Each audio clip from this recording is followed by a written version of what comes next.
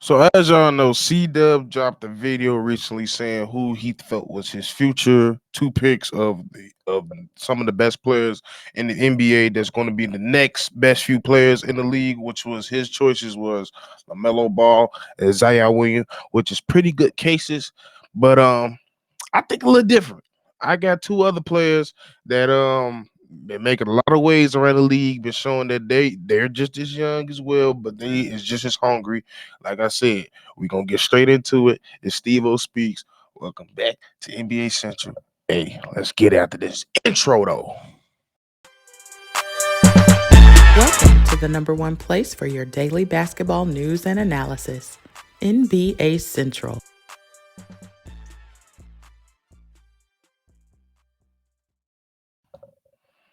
Yo, welcome back to another episode on NBA Central. Thank y'all for tuning in. It's your boy, you one of your co-hosts, Stevo Speaks. And like I said in the intro, I got two players that C Dub did not mention in his two, which is LaMelo Ball and Zion, like I just said, of the future of the NBA. And coming in my first one, it shouldn't be a surprise. It shouldn't be anybody's surprise. Y'all know him. Y'all most likely love him. Shea Gilgeous Alexander of the OKC Thunder. Now, before I get into his stats, I'm pretty sure we all know what this dude is capable of. Excuse me, it's early in the morning, as y'all know. But we saw who he really could be last year. He had a very, very MVP much year last year. Only reason why he wasn't really in the clearance of winning is because at the end of the day in this current NBA, if your team ain't winning, you ain't winning no MVP. That just is what it is. And OKC is a young team. OKC is a team that's still trying to figure some kinks out. And they was kind of looking for a star like Shea Gill just to add on. So we're in the beginning processes of this team. So, like I said, let's get straight into it. So, as y'all know, ever since last year, like I just said, Shea been on a tear. Coming in this year, he's averaging 30.4. I'm gonna say that one more time. He's averaging 30.4 points per game. Now, dude, this is not no 27-year-old, 28-year-old. This is a 25-year-old dude. He not even technically in hitting his prime yet, and he's already averaging 30. Now I know everybody gonna give you got your savants around here. It's the NBA. It's not that hard to average that many.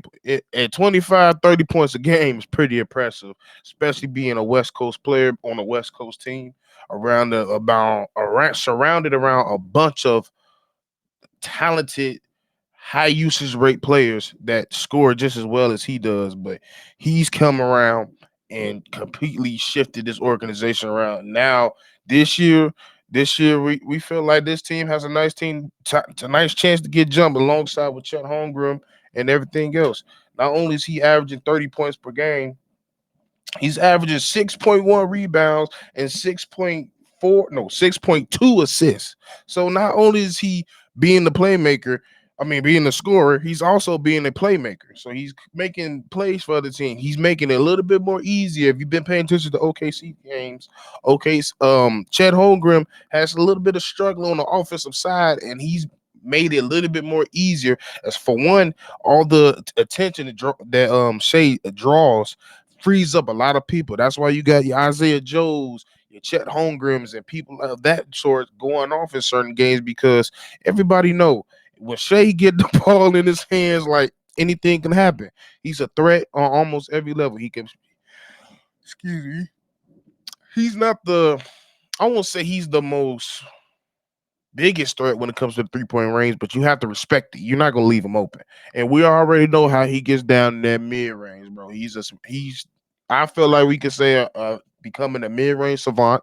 He's become one of the best mid range players in the league, and then to bring in his pick and roll game, it's ridiculous. Like some of the times when you watch this man play, you just see he almost like a running back. You see him ask for the pick, and then he comes out the pick, goes through the lane, then he just disappears and then slithers through his way through the lane and makes the layup. I don't understand it, the floater or whatever it is, or the next pass. He's just that player.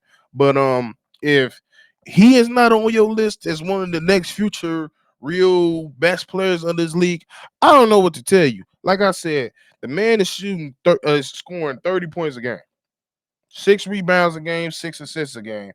So he's balanced. He's not only is he a scorer, he's a balanced scorer. And then on top of that, averaging 40 from the field? Let me double check. I just wrote it down. So yeah, he's averaging 43.4 from the field. That ain't nothing much you can ask for, bro. Ain't nothing much you can ask for. And then let me double check on the 3-point stats. Now his 3-point stats is also, it's not the best, but it's respectable, shooting at a 36.4 percentage rate at three. But he don't need to be the biggest 3 point. Like I said, he's a legit all level scorer. So yeah, that's my case for Shea. It's I didn't really have to go on that little 5 minute whatever that was about Shea. If Shea not in your top three of the next best dudes coming out, I don't know what to tell you. Now, next, I'm pretty sure everybody know who this dude is as well as Shea. He's been the talk of the town in the NBA for the couple few weeks. To be honest, let's be real. Since he got drafted out of Georgia, Anthony Edwards, bro. Anthony Edwards, aka what people say, Jordan's son. Hey, bro, dude is just as nice. Dude's coming off his best year right now, averaging 26.6 points per game, 5.3 assists per game, so and 5.9 rebounds per game. And that's pretty cool because like I just said, we just talked about Shea. Now Shea's 6'6", so it makes sense for him to get 6 rebounds a game.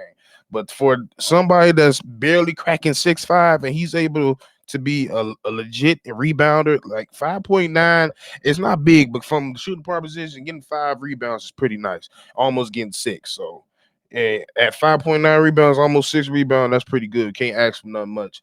And then also, like I said, he's pretty similar at the three ball percentage wise with Shea with 37 point. Well, just straight 37 even at the 3 point line. But another thing that people's not talking about, that man is a pretty good defender, bro. He's averaging 1.4 steals a game. Um, Dude is very active. He done turned this team around. And another reason why I wanted to bring up both of these players is because in retrospect, both of these teams are winning, especially the Minnesota Timberwolves. Let's get a double check. Of course, we just know last night they destroyed they destroyed the Memphis Grizzlies, but the Timberwolves are 12-4 right now. That's number one in the West, my guy. That's not nothing crazy. And the crazy, I have to say this. Yes, and is a big reason why Minnesota is winning a lot of games. They're leaning on him to win a lot of games, but also that team's just better. And I feel like because of his rise and how he's playing, like he makes everybody else better. Like even if you look at the game last night, he was the leader scorer with 24 points a game or 24 points. Excuse me. Told y'all it's early. It's 5 rebounds, 7 assists, 8 for 14. That's what you need your leader to do night in and night out. And that's constantly what, as the sachet, is what Anthony Edwards is doing. Now we look at the OKC Thunder real quick. Now they're not winning as many games as I will say them. I'm trying to double check because I really forgot how many wins that they had. So OKC currently has, where's OKC at?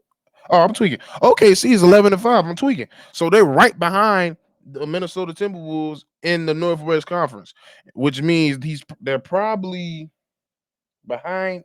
No, they're probably in front of the Suns because the Suns is 11-6, and Denver is 11-6. So it looks like currently that the Thunder is the second best team in the West. Now let me say this as well. I don't expect both of these teams to stay 1-2 in the West. But the fact that both of these young dudes is playing their hearts out, playing out in their mind, and they got these players, I mean, these teams to where they're trying to get to, which is one of the best teams in the West. Hey, that's the main reason why they on this list. That's the main reason why I made this video. And I can't wait to see what C-Bub had to say to respond because it could be a little rivalry. You get your two, I got my two. Now maybe Bobby come on to give his two, maybe Hayes come on to give his two, maybe Kev come on to give his two. But I got a sneaky suspicion that it'll be hard because one of these four players that me and C Dub just named is gonna be on everybody else top new dudes that's coming in the NBA. But yeah, man, but most importantly, I want to know who is you, who is your two or three or four or five. Who is your next new guys that you feel like is the future of this league? An honorable mention could have been Tyrese Halliburton. I think do the dog, but I ain't gonna go into it. But as y'all know, I want to hear from y'all thoughts for drop who y'all feel is the future of this league. But yeah, it's been another episode with your boy Stevo on NBA Central, and I'll make another video when it's time to make another video. But we gone. Peace.